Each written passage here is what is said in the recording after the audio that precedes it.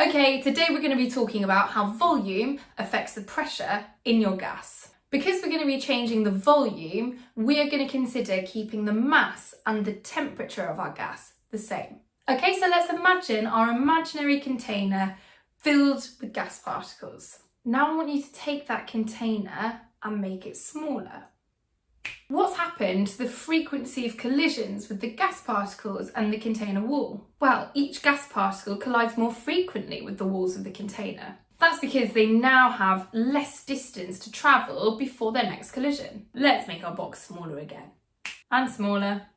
The pressure increases again. We're starting to spot a little relationship between pressure and volume. One of them decreases, the other increases. We can say that pressure and volume are inversely proportional to each other. So if I take a container of gas and I halve the volume, the pressure will double. Now, if I take a container of gas and increase the volume by a factor of 3, the pressure will drop to a third of the original pressure. So it's the moment you've all been waiting for. Let's see it on a graph. So pressure on my y-axis and volume on my x-axis, and as one goes up, the other goes down, so it should look like this, right?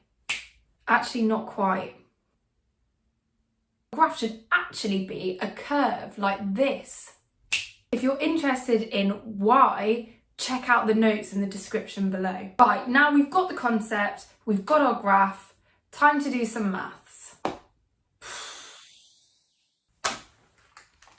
This is how the law looks as an equation. Pressure 1 multiplied by volume 1 is equal to pressure 2 multiplied by volume 2. This is Boyle's law. Pressure could be measured in pascals, kilopascals, atmospheres. Volume could be measured in meters cubed, centimeters cubed, litres. The great thing about this equation is it doesn't matter. As long as you keep your units consistent, you don't have to do any conversions. Let's have a little look at an example question. This question is about Boyle's law, so first I'm going to write down P1V1 equals P2V2. Now I have to identify those terms in my question. So here is P1, here is V1, here is P2, and I'm looking for V2. Now I'm going to write all of that information into the correct place in my equation.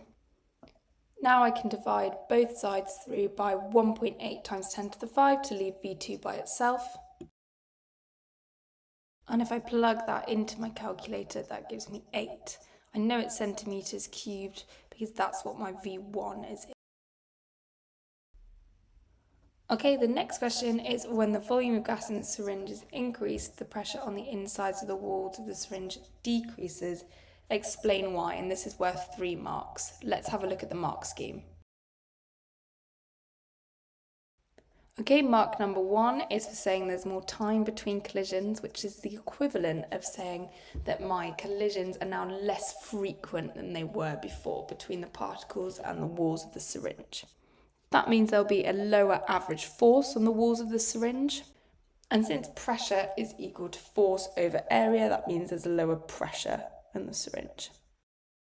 Hopefully you found that video helpful. If you would like a copy of the notes, please do find it in the description below. Thanks for watching.